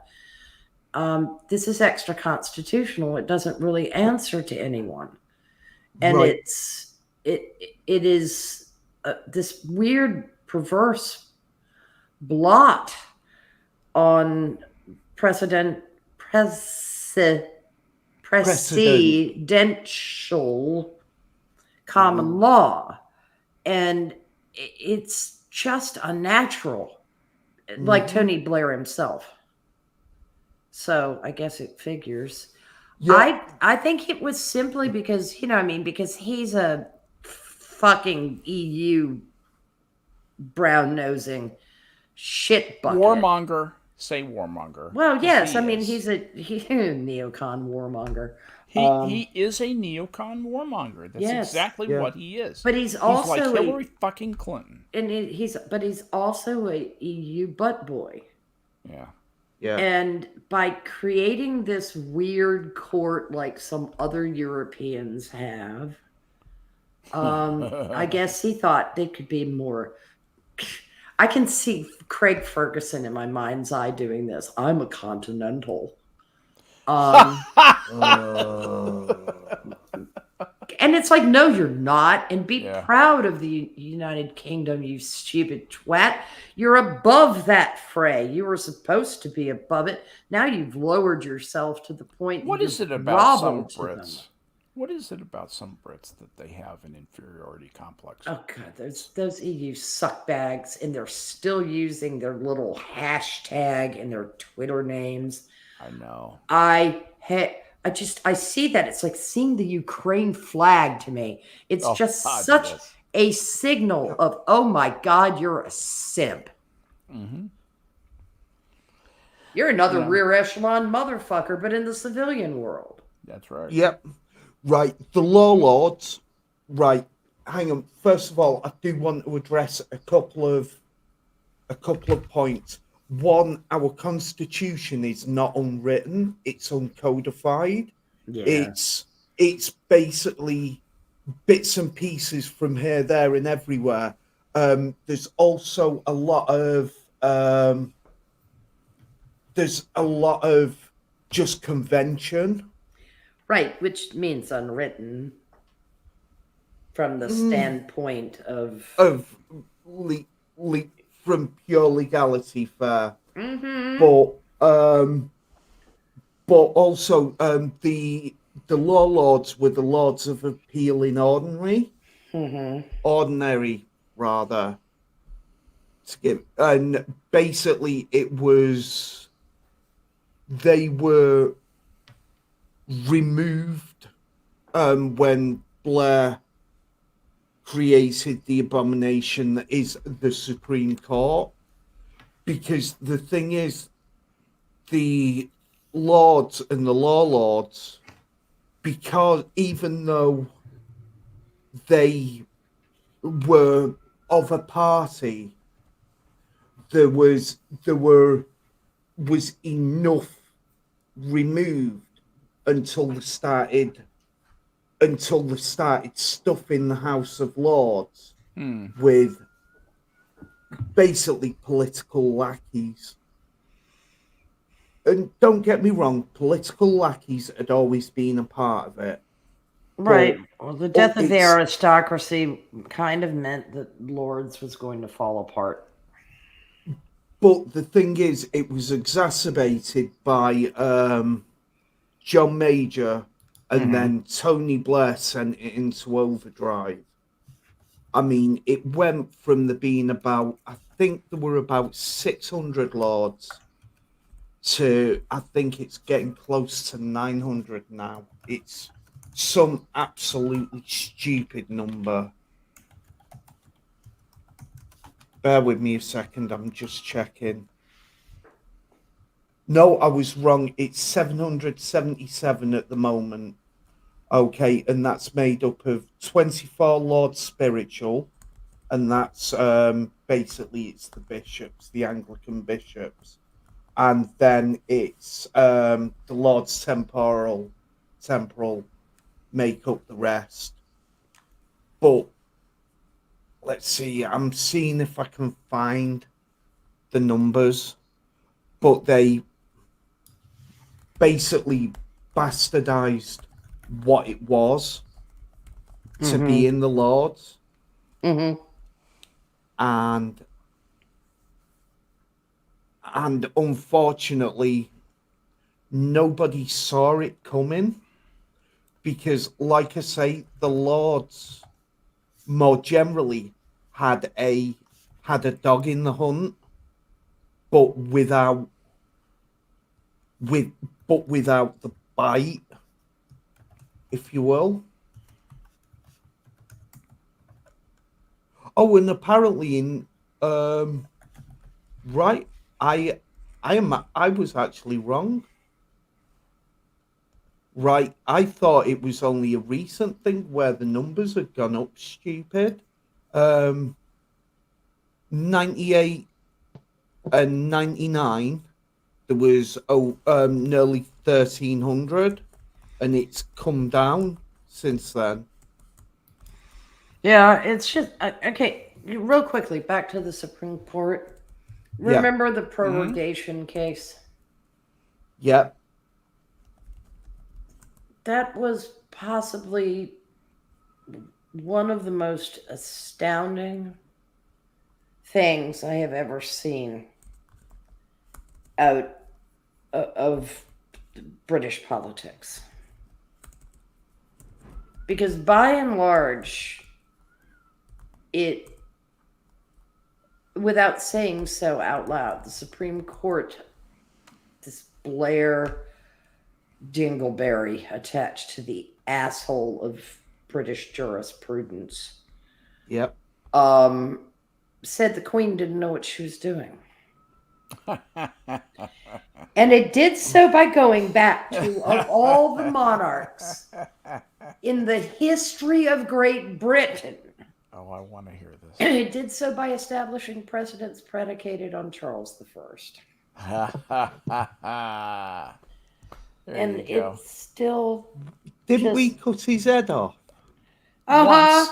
Yes, once. Yeah, as Monty Python did in their song about Oliver Cromwell, said that he was one of the few people as monarch to ever be buried significantly shorter than he was when he reigned. You know, it's just they did a lovely song, Oliver Cromwell, set to one of the Chopin etudes. Right. The Polonaise. Oliver Cromwell. That's right. It is the Polonaise. Yeah. It's the Polonaise, and it's actually perfect. But yeah, they went back to Charles. Funny. So the cool, first. you know that.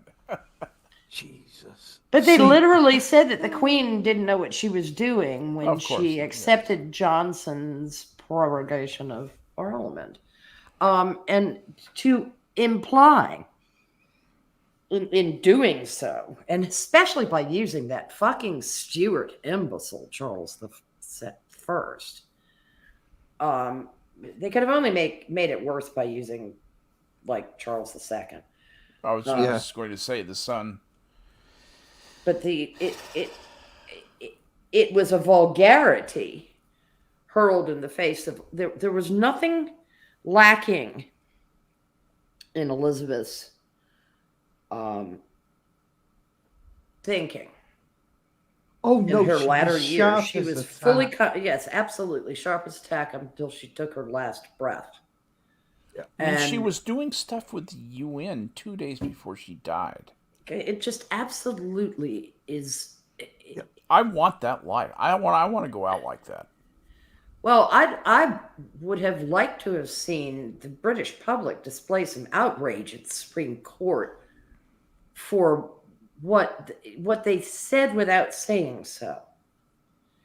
Because they basically said that the Prime Minister bamboozled the Queen. Oh. And all that was political lawfare. I mean, it's the same shit we're seeing now. Hello, I was just going to say, how's that different from now? No, it's exactly the same thing. It is the let's charge somebody with 400 different offenses and see which one sticks. Most of which absolutely are predicated on swamp gas. I wanted to ask you, and that brought up another question.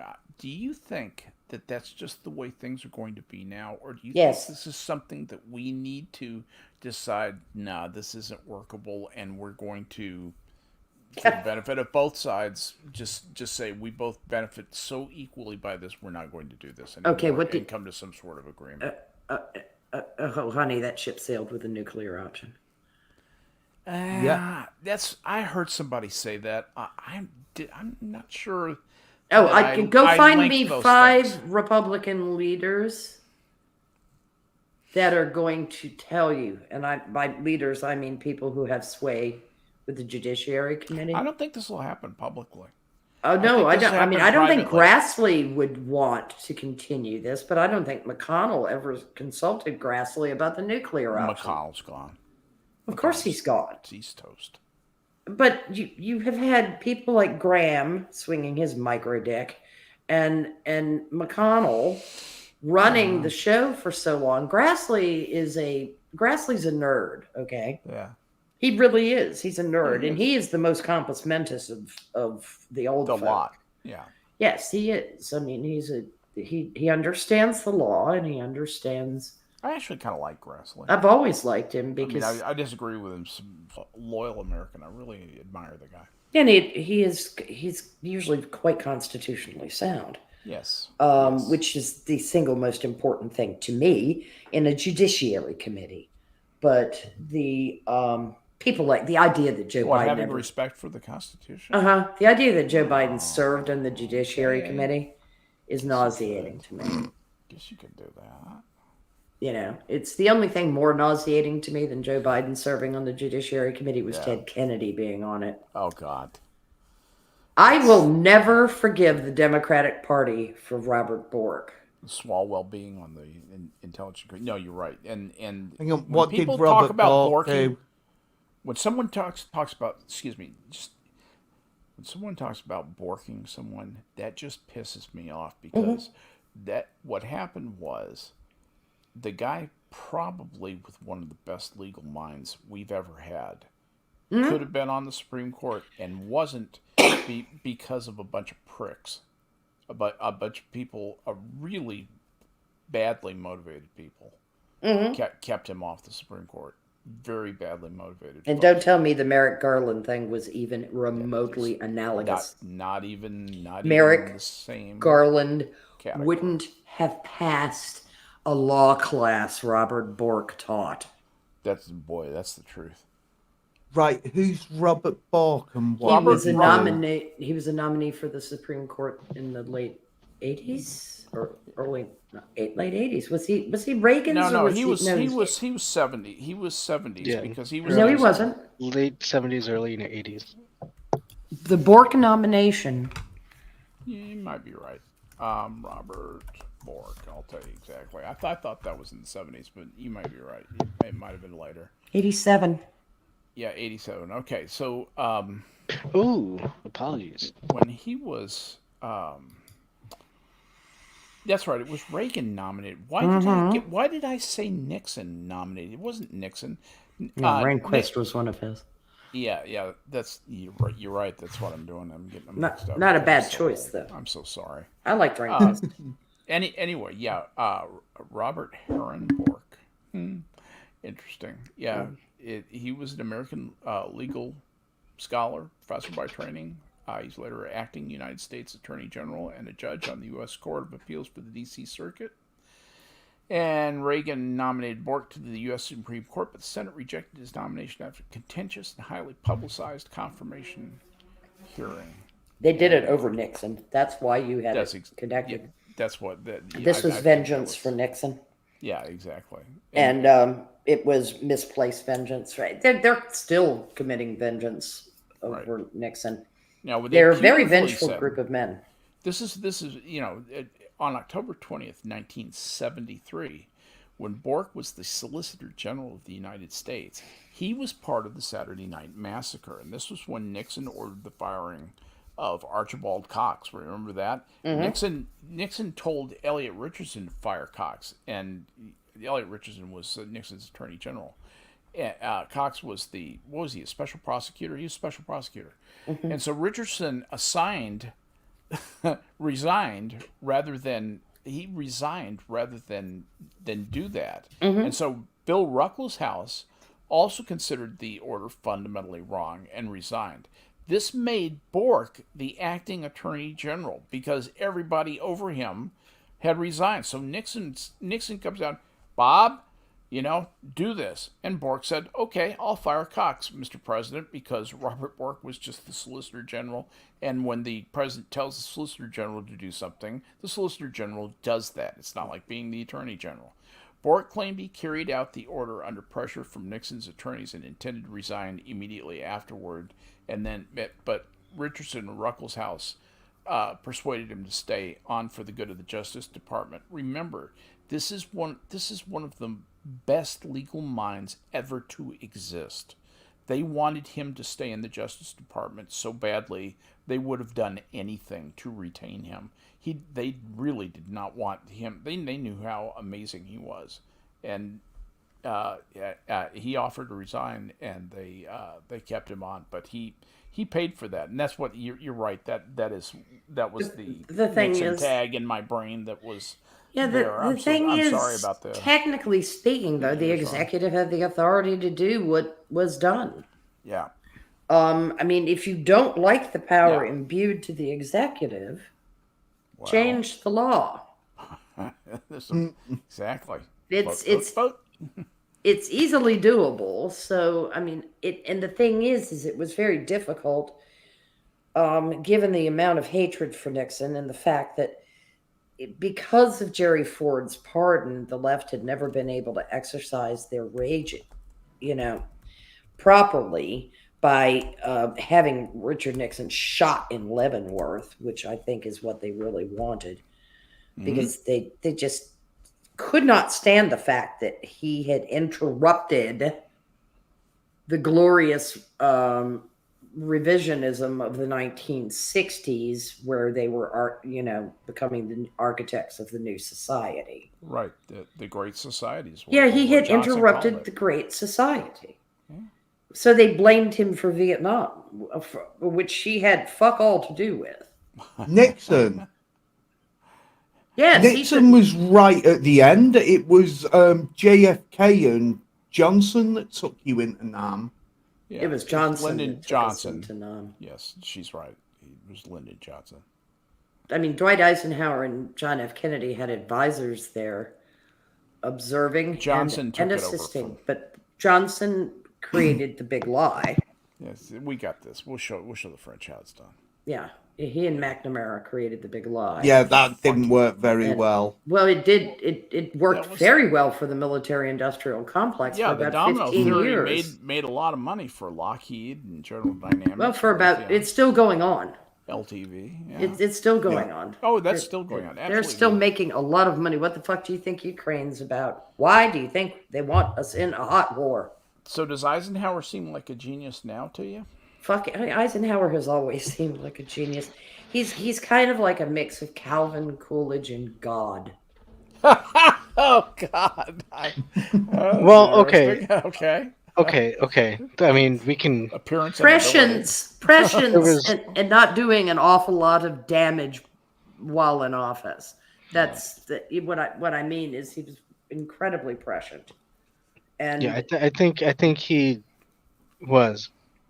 But Calvin just very aware of what was going on. I mean, you can even buy into the story of him attempting to take the First Army and storm Area 51 just to figure out what in the fuck's going on.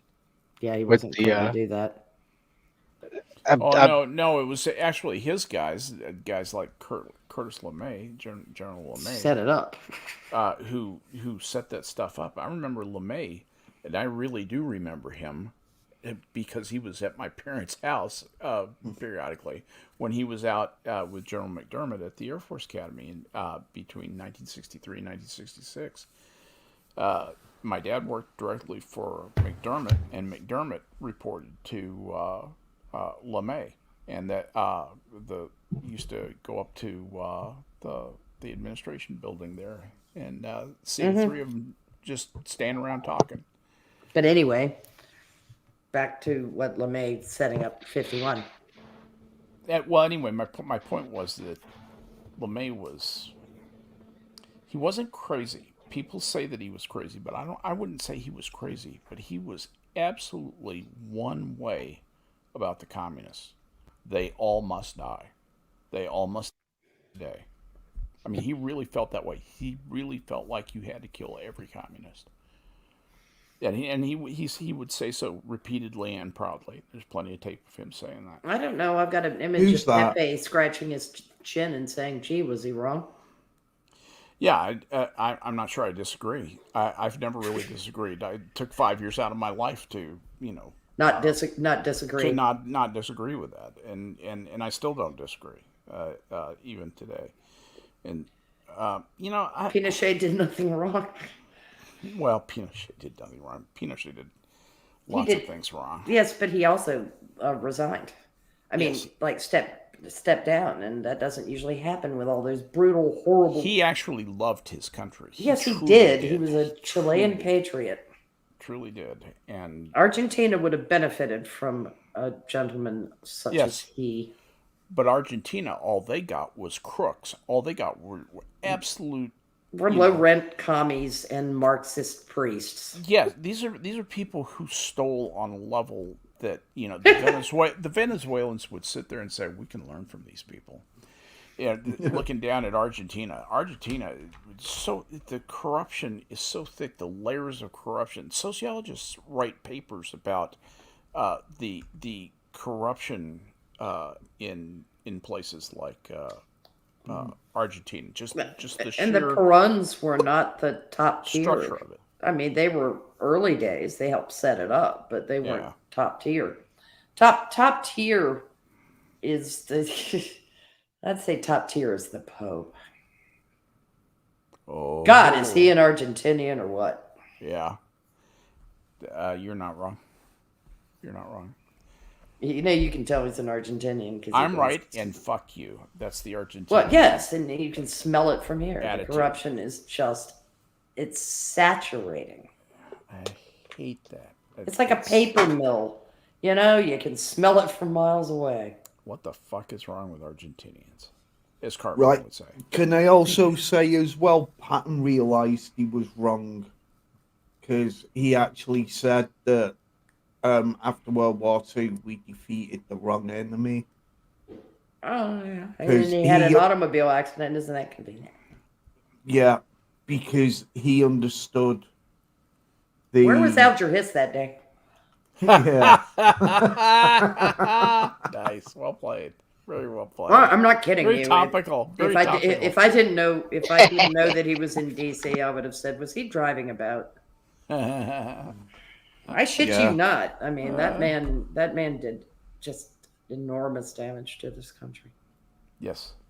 Yes, he did. It's why we have communist professors all over the United States teaching other little hopeless noodle-armed nitwit activist wannabes how to be good little commies. Yeah. I- Bunch of bad waters. yes, most apparatchiks are. Oh, they are. They're little manlings. And they think they're part of the nomenclatura, and they're not. Yeah, nomenclature. Yeah, absolutely. They're not even kulak class, but they're going to get a bullet for the kulaks did. The kulaks were the more prosperous farmers, actually, or at least they were perceived to be. A lot of times that wasn't really true. Farmers are farmers. This will not sink into people. It never does. Look at what the Ayatollah did. All the cute little intellectual leftists that assisted him in coming to power because the Shah is so awful. They ended up dead. Yeah. Pol Pot killed the intellectuals that were like, communism's great. Until he started shooting people who wore glasses. Right. That was a thing. They shot people just for having glasses. Because they looked like they might be intellectuals. Right. Yeah, god damn it, we just want to see. Mao's Sorry, Great Leap boom. Forward. Yeah. No, Yeah. you read that book, you're out of here. Dead. Boom. You're Yeah, gone. and Mao's Great Leap Forward Mhm. in his Cultural Revolution was to get rid of an enormous number of people that had actually been helpful to him at one point. Yeah, the you know, thing you is- have They an all issue. do it. Sorry. You know, you have an issue when you have doctors that are gonna sit there and say, you know what, I'm not gonna say I'm a doctor just so I can save my own life. Mm-hmm. Do you know Pol Pot killed 2 million out of the 7.8 million people who lived in Cambodia? Yes, 7.8 million started, 2 million left via Pol Pot. 5.8 million after 2 million people dead. He as far as top Trump's dictators go, Hmm? he has the highest percentage body count of population. Oh, by far. And Mao tried. Mao made a run at it. You've got to give Mao credit for, Yep, he for tried. making a solid run. 60 Dent million in the people is population, but nothing to sneeze at. nothing compared to. These guys are making Stalin look weak. Yes, I they mean, are. He barely he didn't even kill a tenth of his population. Huh? Mao did better than that. Yeah, Mao was great. And Pinochet was utterly low rent. Oh yeah. And Franco sucked too. I mean, Yeah. they always put the Civil War body count up against him just to make him look stronger. Yeah, you have to really go back to masters like Attila and Genghis Khan. Genghis Khan, yeah. Yeah. And Well, Genghis Khan. Gengis. Before human You remember trafficking. that, Prospero? Oh God. Jesus. Gengis. Yes, because they were all suddenly Mongolian. Right. I believe the was proper term is the scourge of God. John Kerry put it that way many years ago when he was on TV in the 1970s. Yeah, he had gingivitis. Yeah, Gengis Khan. Oh, fuck you. Fucking the same people that started saying Pakistan. Yeah, Pakistan. Pakistan. And you know that interrupts your ability to say duplicitous pack, which works so much better. Ooh. Well, you know what I think of when I think of that though? What? Larry Niven's Pish Pock the Pack. What? You remember that almost impossible name to pronounce? One of the seed. Yeah, I can. Pish Pock the Pack, or Yes, I can remember pronouncing it in my mind. And Yeah. thinking, why? It's just, thank you, Larry. You Yeah, prick. okay, we get it. They're very different. We get it. We get it. They're very different. We Okay, thought we thank were you. doing well pronouncing your writing partner on occasion's last name correctly. So, don't throw Pish Pock the Pack at us because Pornell was tough. Oh, you're talking about Jerry Pornell? Uh-huh. Yeah. Oathifield T. Footfall. I love that book. Footfall. Oh man, that was a Jerry Pornell solo effort, I believe.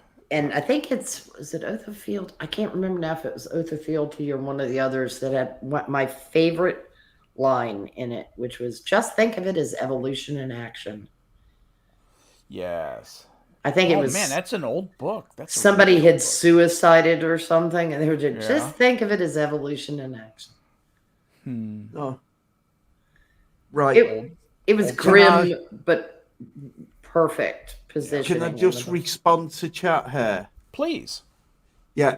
Tia, Caesar was an absolute piker compared to Genghis Khan, and he wouldn't fare well against Kubla.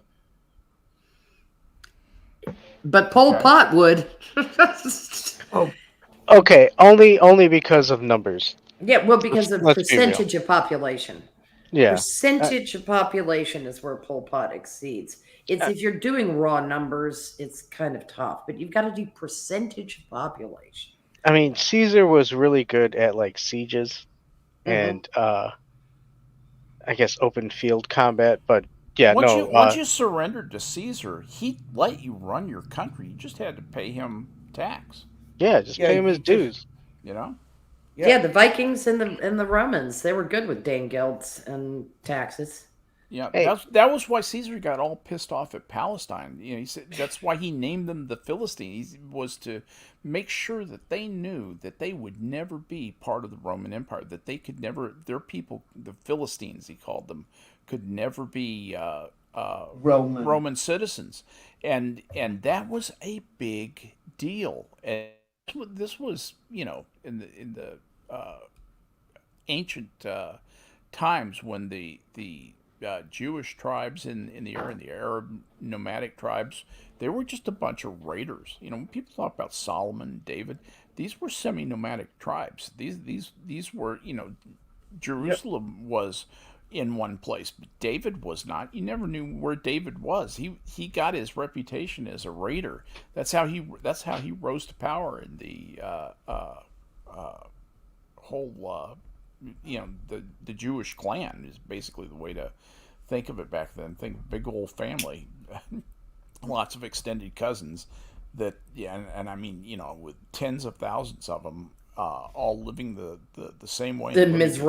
Mizrahi Reavers. Yeah, nice. Anyway, so, but I just thought it would be a fun thing to have everybody on tonight. We've been going for about 2 hours. It's probably about time to shut it down. I was gonna ask around. holy see if shit, Ed- 2 hours? Yeah, I know. Isn't it Yeah. amazing? I can't. Whoa. It just was a good conversation. I didn't want to stop it. So, but I want to. I want to thank you guys. Thank you so much for sitting with me and hanging with me this evening, being a part of the show. No bother. Prospero, Spud, Adam. Yep. Thank you so much, Harry. We miss you. Come back soon. And Where is Harry? thank you, chat. He had work tonight. Busy. Yeah, he's a busy guy. Harry's a God busy damn guy. it. But anyway, and chat, thank you guys all for coming out and listening to us. We do this for you, and in addition to doing it for ourselves, and we're all one big family. But we have been your minions of the zoo this evening, and the zoo is now closed. So that's going.